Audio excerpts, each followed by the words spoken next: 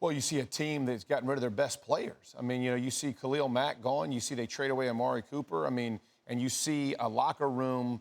If I'm a veteran and I see all the things that are happening, I'm concerned about my own job, right? You obviously don't want to win. So what happens? It shows up on the field. On Sunday, you get a Colts team that rushes for well over 200 yards. They play smash-mouth football. You hear Gruden going, well, we didn't get much touches. Of course you didn't, because your defense can't get off the freaking field, man. I mean, there's a reason. Guy, when you start letting go of your best, and like you said, he's looking at personnel, all those words are code words for veterans in the locker room. I mean, they're trying to find who they're going to stick around here in the next 2 or 3 years. They're not worried about winning now. From a veteran perspective, that's tough, because in my head, I'm thinking, we're going to be good when they go to Vegas. They ain't worried about what they're doing right now. That's a concern. And I'm just telling you, from veteran guys in that locker room, it is hard to play with this mentality for the Oakland Raiders. We're going to talk about Andrew Luck in a minute here, but Gruden also called Derek Carr the strength of this team. He didn't say us strength. He said he's the strength of this team. You agree with that? Yeah, but does it mean he's going to stay a Raider?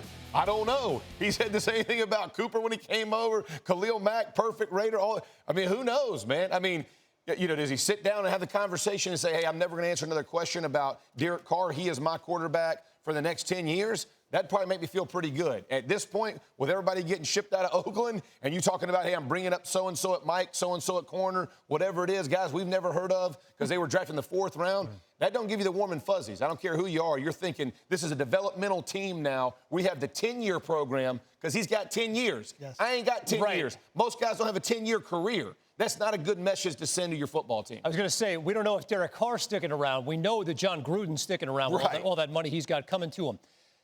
Zubin, you talked about this. Andrew Luck, first year back after the big injury. Last year didn't play at all last year.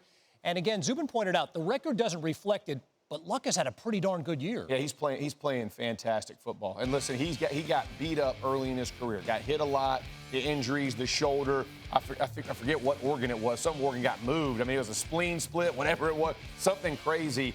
And this guy just has courage. He's got courage in the pocket. He still puts a good ball out there. I will tell you the best signs for me for the Colts. Early in the season, Luck's throwing it 60-plus times the first couple games. Today, they ran the ball 40 times. Oof. Last week, they had a 200-yard rushing game again. They're putting the emphasis on running the football, protecting Andrew Luck. His numbers and those receivers will all come in time, but they're doing the right thing. Long-term for this team is protect that guy. Protect 12 back there. They're doing a much better job at it. They invested in the offensive line. It's beginning to show. That's what you want from it.